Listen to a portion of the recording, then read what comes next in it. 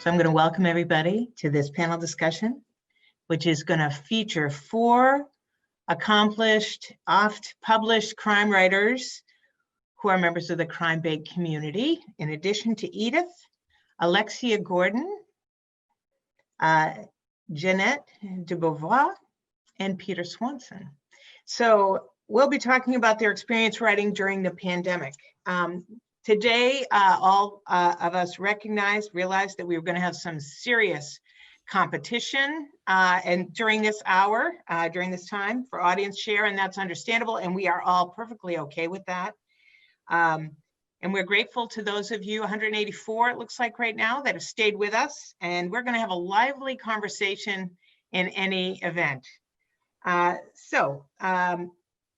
If you have questions for any of the panelists as we go along, please put them in the chat box. Down at the bottom, actually, there are 2 boxes. There's one that says Q&A and another that says chat. It's probably easier if you put them in the Q&A box, and I'll keep an eye on them and call them out at the end, the most ones that seem like, hopefully all of them, so that you can have your questions answered. So I'm going to let the panelists tell you about themselves and their work in the course of their answering my first question, rather than take up the time to do actual introductions of them.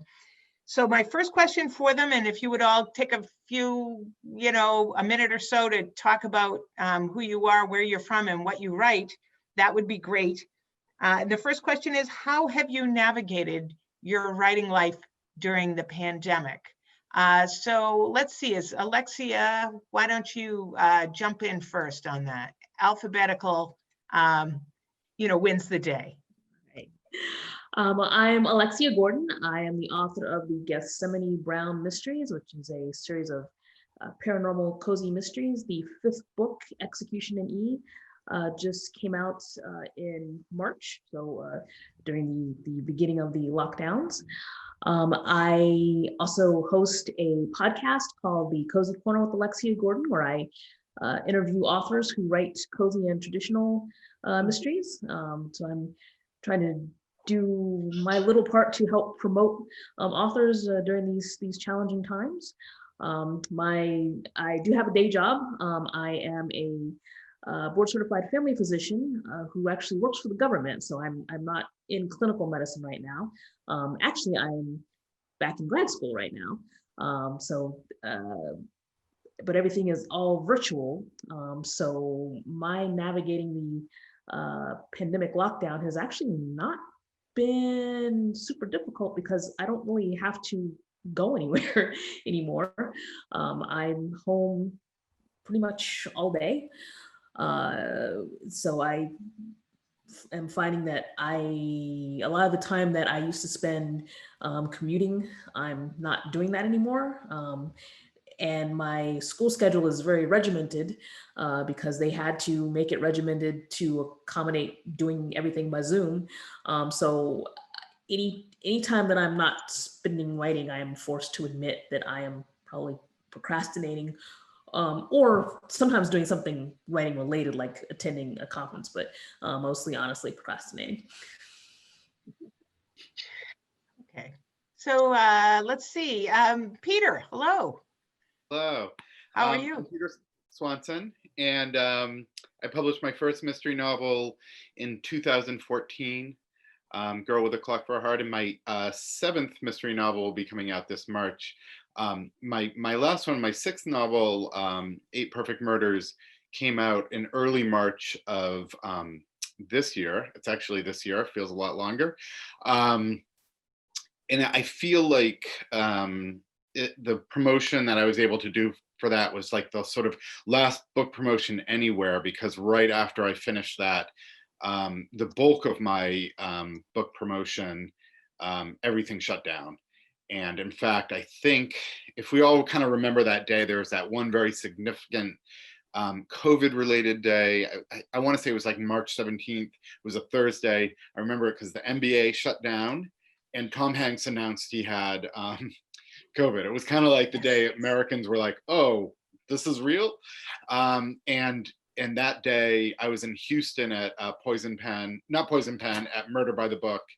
And and that was it. I mean, we weren't in masks yet, but we weren't shaking hands, and everything was going crazy. But I feel like what I haven't had to do now is promote a book in full COVID, so that'll be interesting. In terms of my writing life, I think we're all going to kind of say the same thing, which is, we write at home for most of us, and it hasn't changed that much. It's not like we're not going to an office. If anything, I've had focus issues. I mean, we could certainly talk about, the focus of writing during COVID. We could also talk about the focus of writing Yeah, about we'll get there. yeah, we'll talk about the focus of writing COVID in an election night that takes 4 days. So, that's been my biggest issue. But other than that, I'm happily still writing away.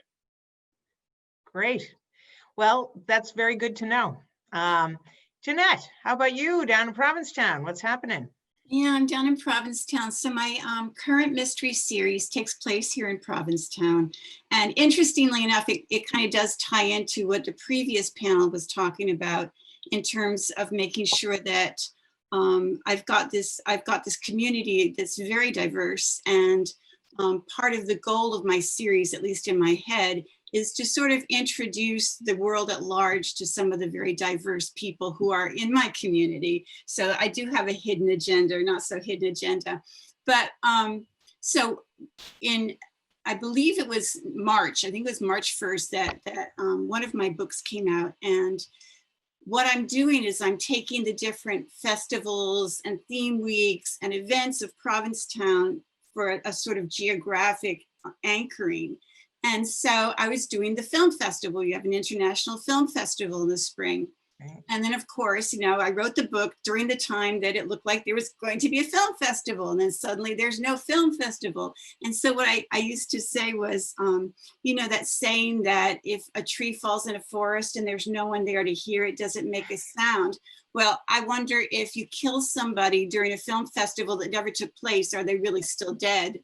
And I still haven't really gotten an answer to that, but I did bring out one book in March and I brought one book out in October. So it's been a challenge for sure. Boy.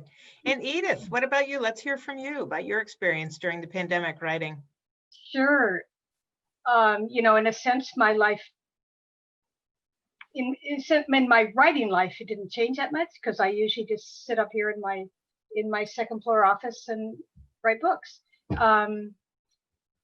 And I found it a great respite to be writing. So I write 3 series. I write 3 books a year. And as Maddie Day, I write 2 cozy mystery series. One set in Southern Indiana, the Country Store Mysteries, and one is set on Cape Cod, the Cozy Capers Book Group Mysteries. My historical Quaker Midwife Mysteries, the first 4 were nominated for Agatha Awards, and Book 4, Charity's Burden, won the Agatha for Best Historical Mystery in May. Thank you. And of course, the conference didn't happen. And so the big surprise announcement at the banquet, and you go up and you get your teapot and we take your picture and you go to the bar, and like I was alone in my kitchen after they announced it. Very bizarre, sort of the pinnacle of my writing career. Anyway, I did launch so far. I did launch 2 books in September. The 6th Quaker Midwife Mystery, Taken Too Soon, and the 8th Country Store Mystery, Candy Slain Murder, which is a Christmas book, but they put them out in September. And that was all virtual book launch, virtual touring. We'll talk about that, I think, more later. But so it's been, in terms of the writing, I've found it a real respite to just head down, fingers on the keyboard. Oh, and then I had hand surgery in September too, so like October. Complicated things, but I can use my fingers to type as it heals. So it's been bizarre. I mean, all the personal stuff, not being able to hug my family and barely see them, all that has been excruciating.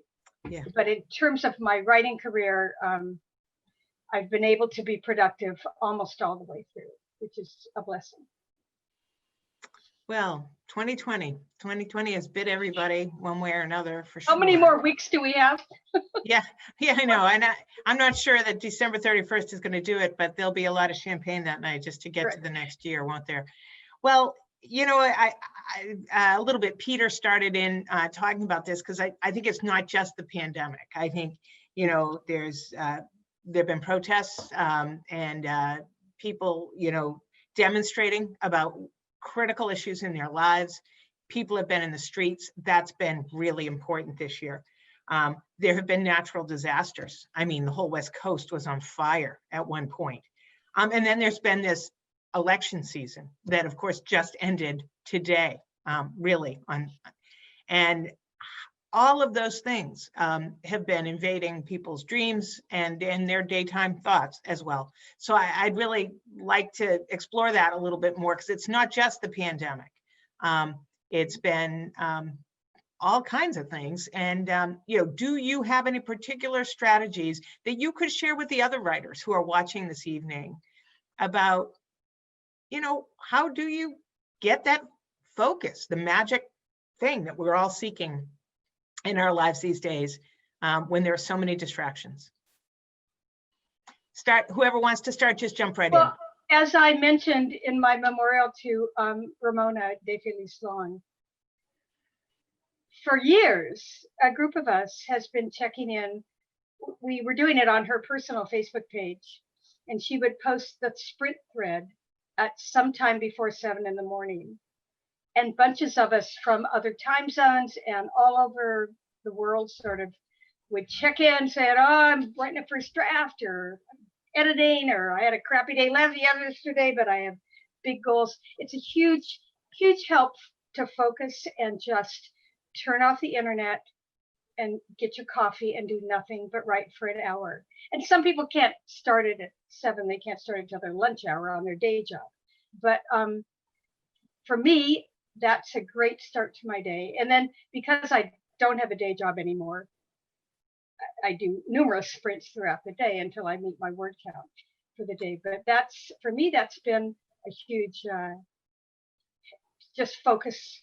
And it always has been before all this other stuff happened. Yeah. So you use the sprint method. How about you, Alexia? I mean, you've got a day job that's pretty all consuming. And actually, that actually helps because that distracts me some. I can always, do my required schoolwork if the rest of the world gets to be too much. I also found that I had the opportunity to sign up for some history classes, and I'm here in Newport, Rhode Island, which dates back to 1600 something or other.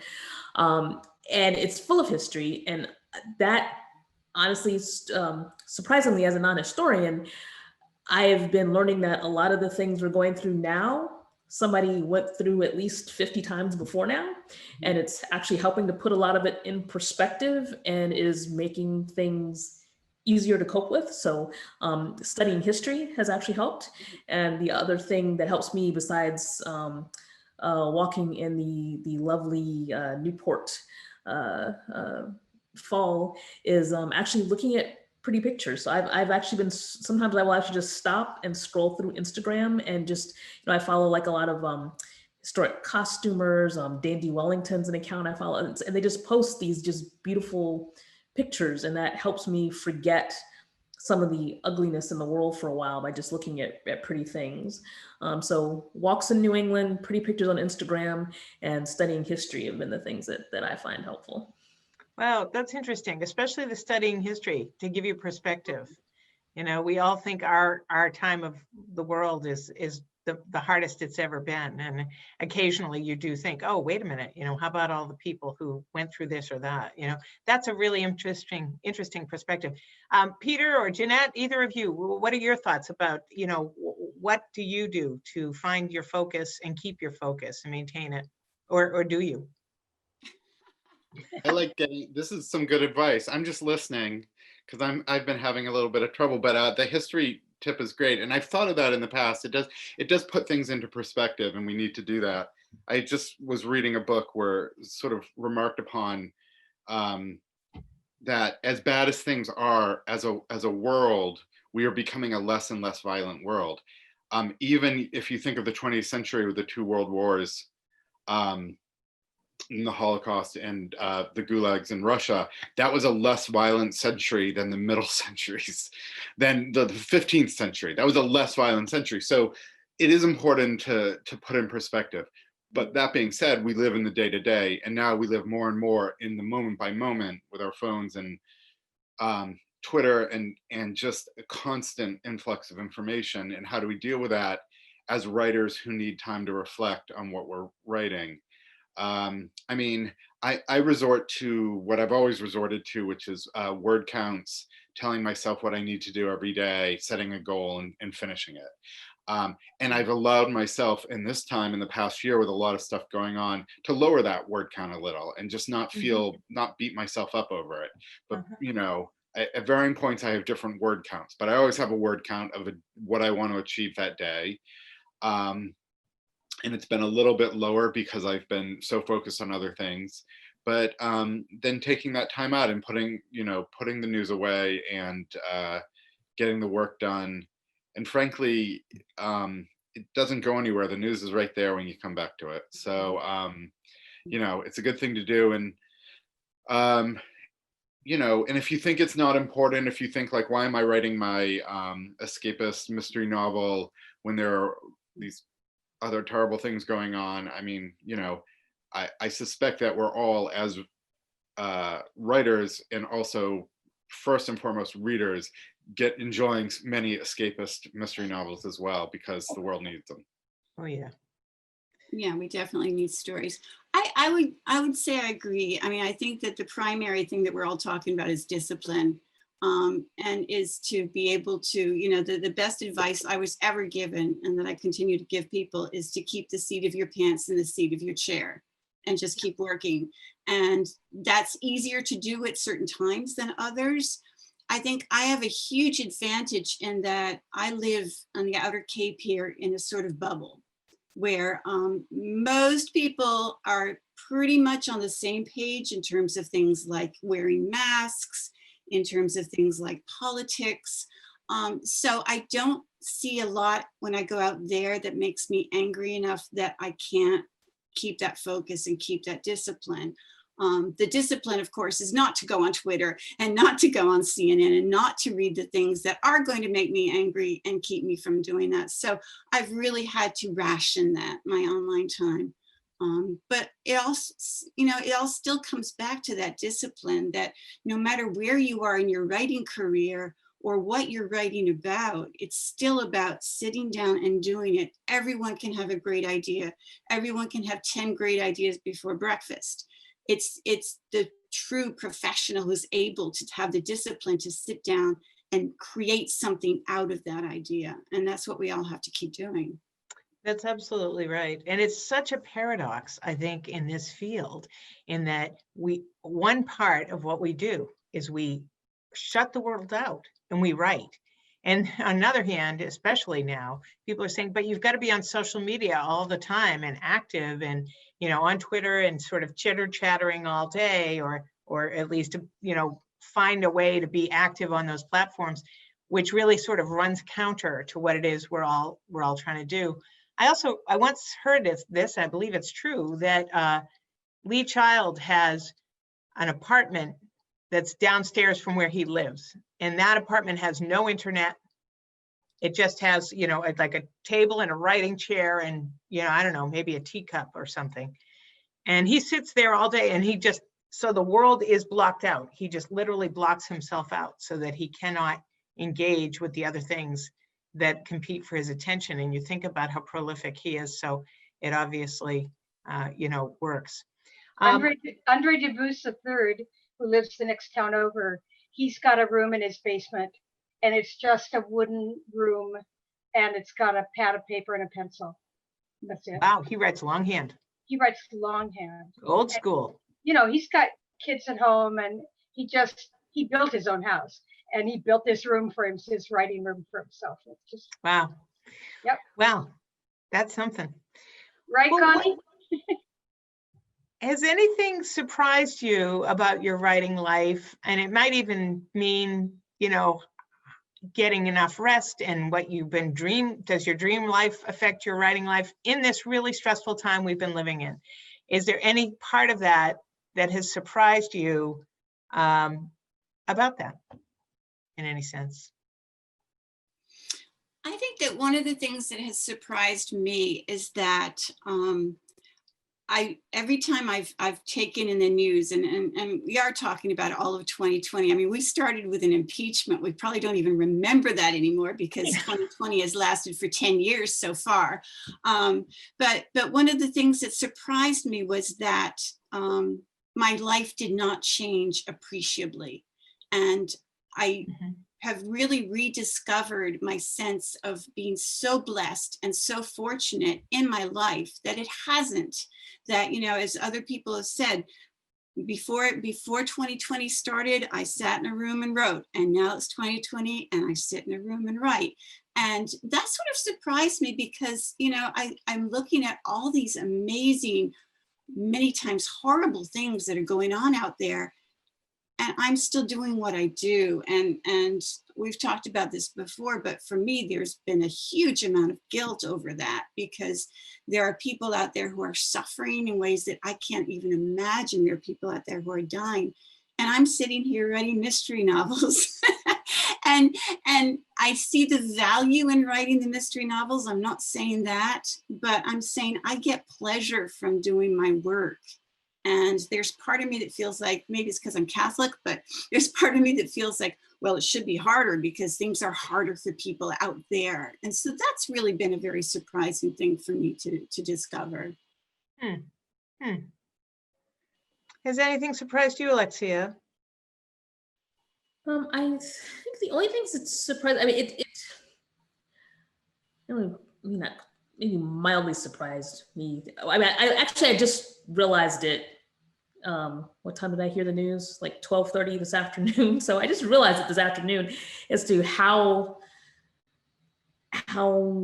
angry I've been, honestly, not about the pandemic, but about other stuff. I mean, honestly, the pandemic's been the least of my worries this year. It's everything else has actually made me very angry.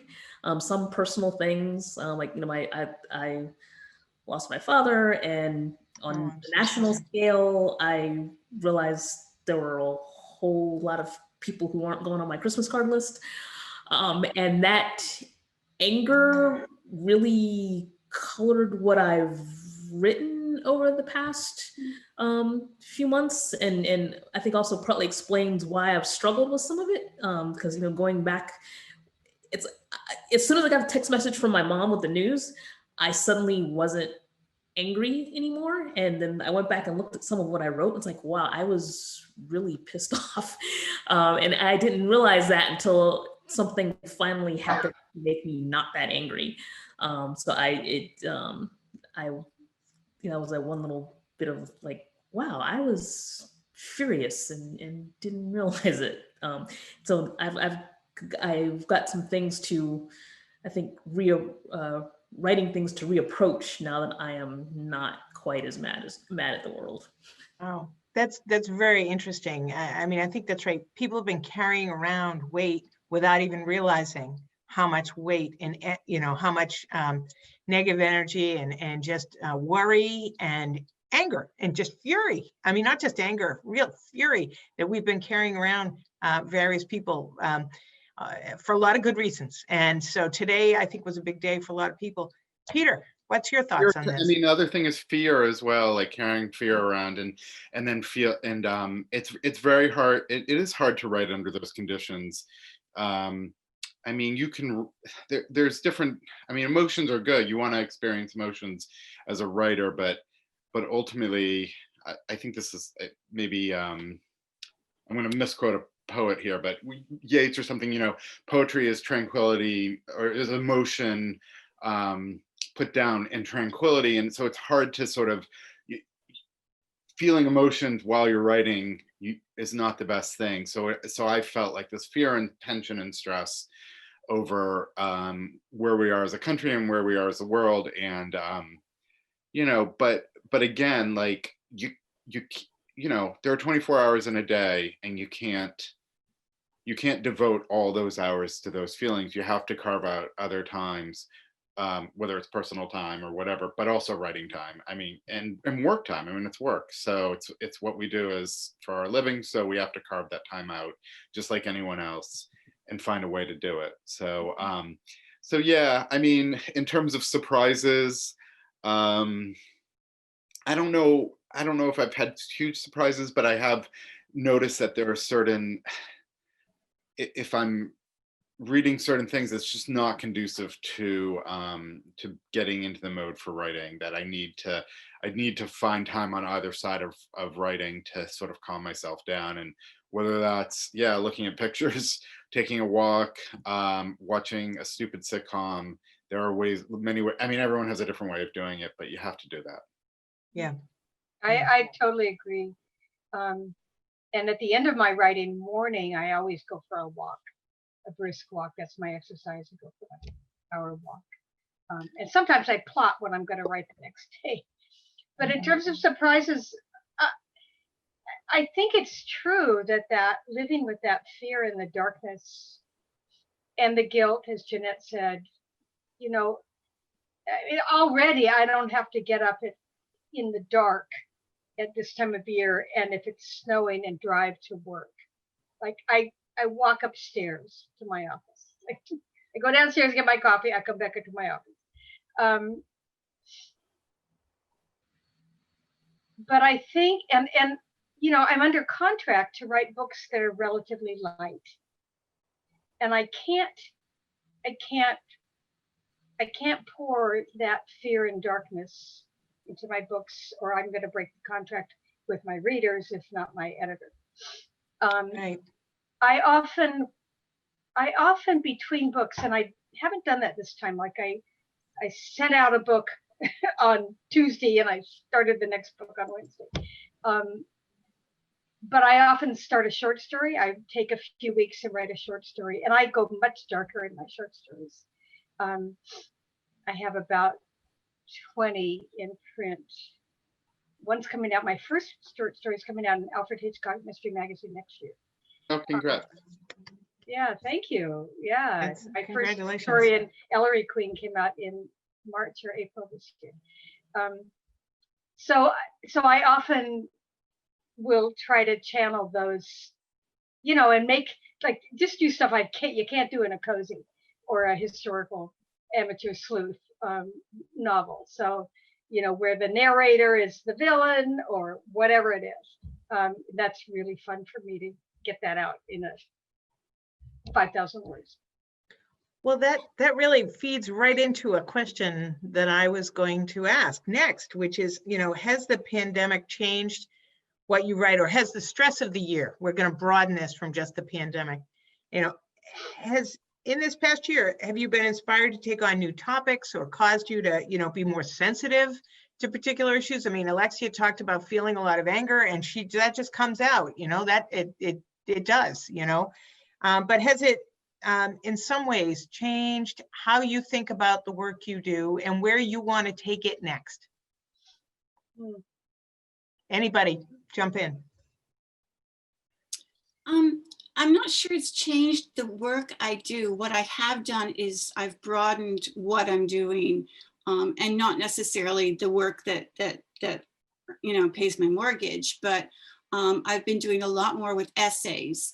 That's where my feelings have gone. I've done essays, I've done blog posts, things that aren't related to mysteries, that aren't related to fiction even, to sort of have this other, because like Edith, you know, I've got readers who have certain expectations of my books, and I'm not going to suddenly say, oh, the world is terrible, and that's not why they pick these up. But at the same time, I'm feeling like I need an outlet for this, and the only thing I do is write. I mean, that's how I think, that's how I express. So I have found that you know, sort of dipping my feet in the water of some other genres, not necessarily for book length projects, but just to be able to express myself has been really helpful.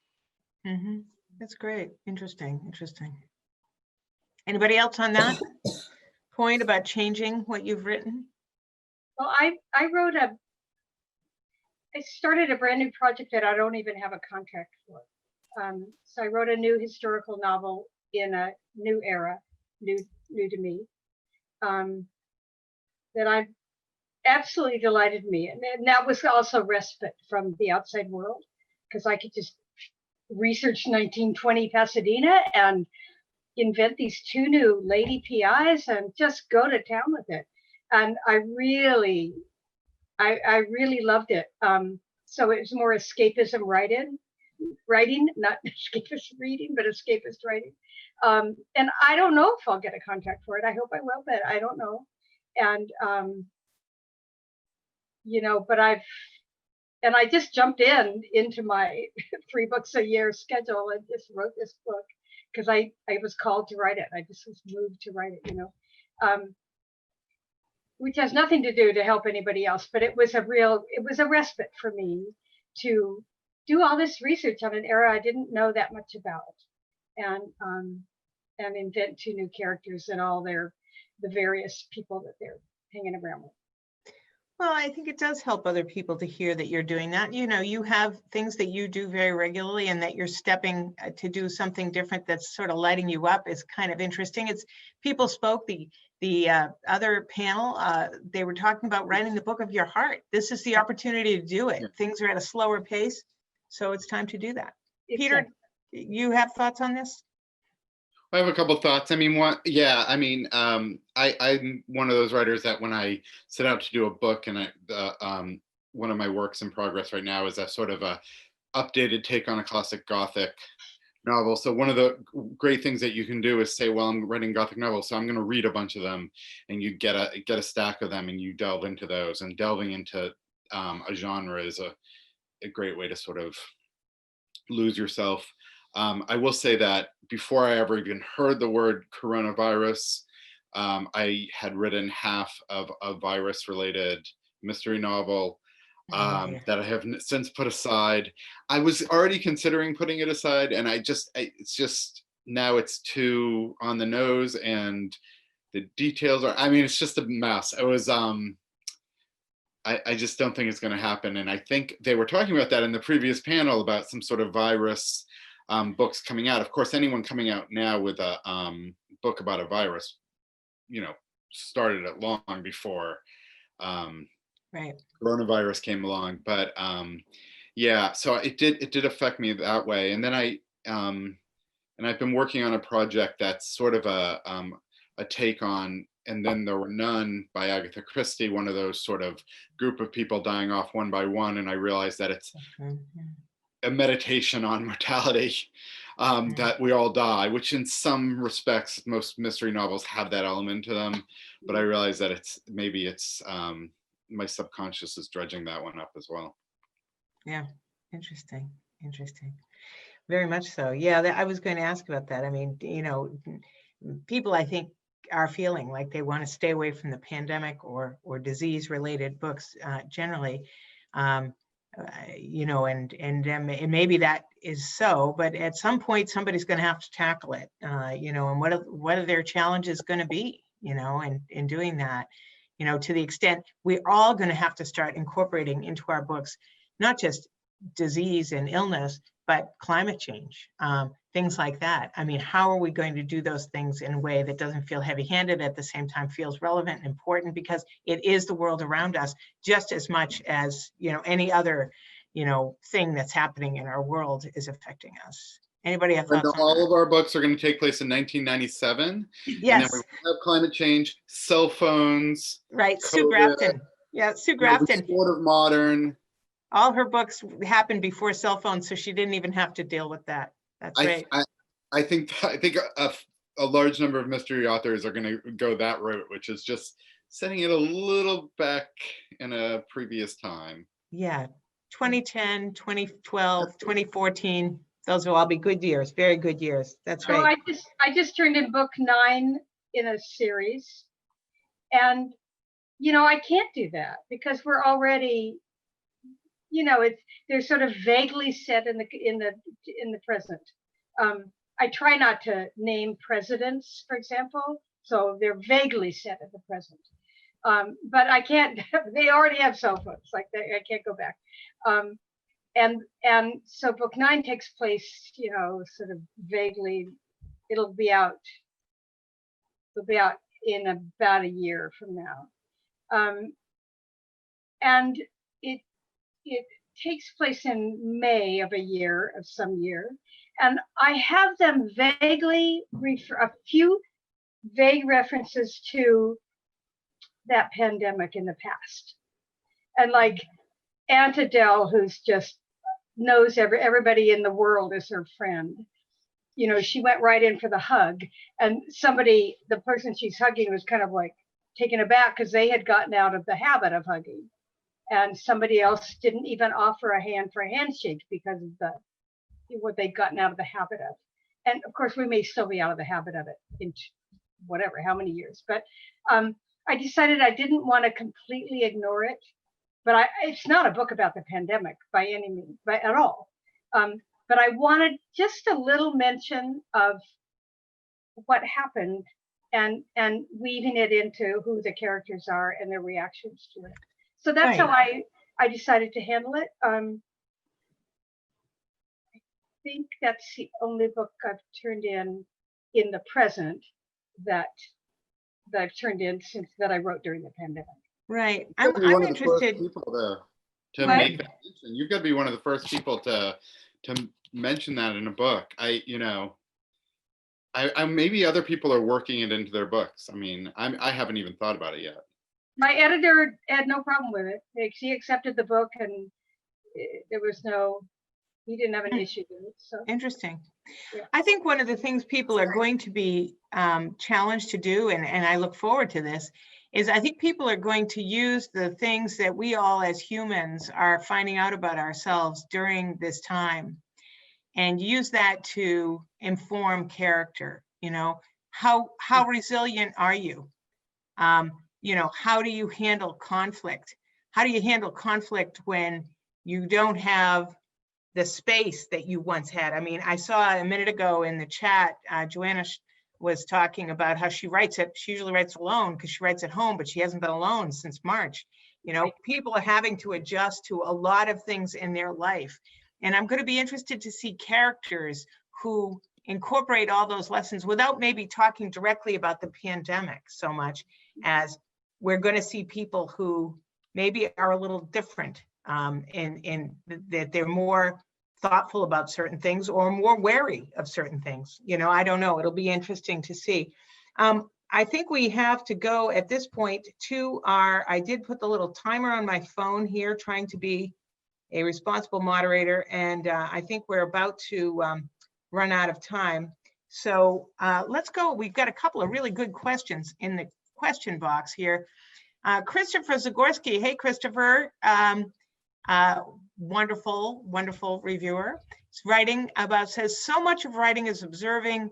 Have you found that it's challenging now that you can't eavesdrop on conversations in the coffee shop, watch interactions on the train, and travel to distant locations? Anybody want to take that? I'll take that, because I am an inveterate eavesdropper. Anything you say is liable to end up as material. But I've actually found that with Zoom, especially big Zoom meetings, I can still do that, because when I'm not the one talking, I can still watch the other people talking. I can see, you know, who's the person who's sitting back in their chair like this, who's the one who's on their phone, who's the one who's apparently forgotten they're on camera because they're blowing their nose. So I found that Zoom, I mean, you know, my observing is all virtual now, but people even in, you know, my age group have gotten so used to the camera that they're starting to forget the camera's there, and they're behaving maybe not exactly the way they would have behaved in the coffee shop, but it's like they forget that people can see them. And we've all heard some really embarrassing news stories about people who apparently forgot that people could see them.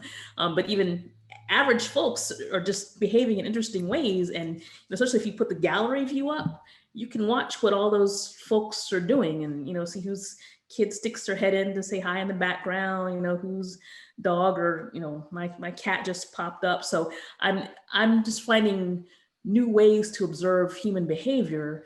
But humans are incredibly adaptable, and we've all adapted to this new reality, and it's not as obvious to us anymore, and so we're kind of forgetting how we act.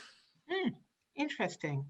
And then Anybody else want to take? there's the people who, so I live up on the New Hampshire border in a town where not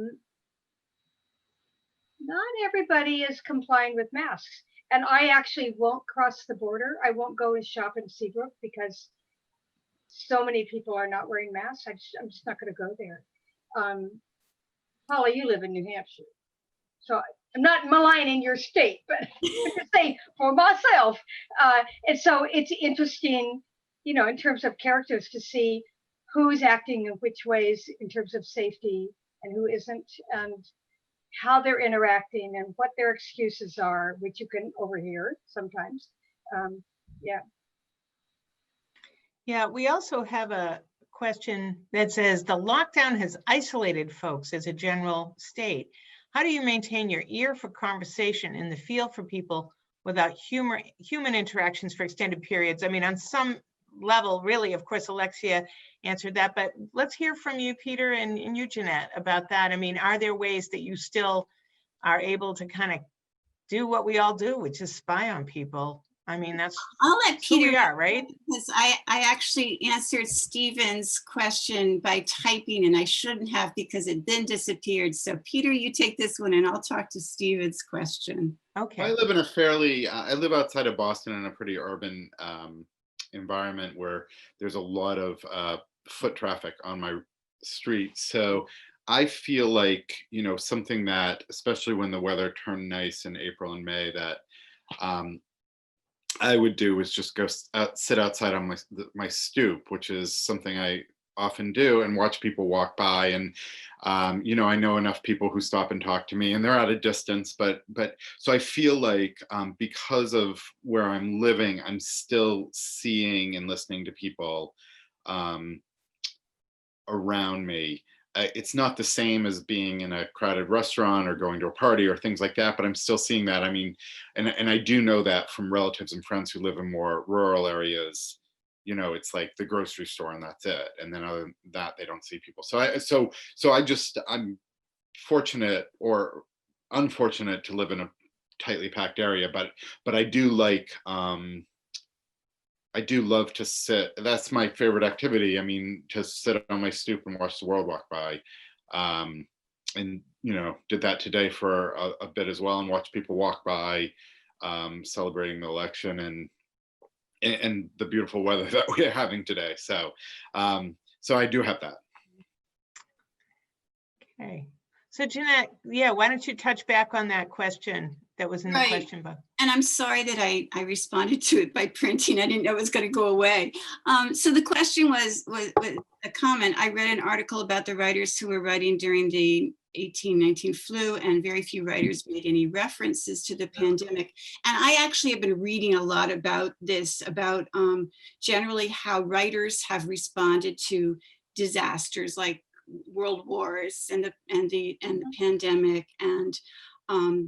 And what I've observed is that, and this is totally unscientific, but the poets tend to jump right in with it. And it's maybe because it's easier for those emotions to be thrown out there, but that while these things are happening, poets are writing, but the fiction writers aren't, and they're writing 10 years after, they're writing 15, 20 years after. And I kind of understand that because, you know, at one level you're saying, what do I have to say that is, I mean, what I have to say is so small in the face of hundreds of thousands of people who have died in whatever the disaster is.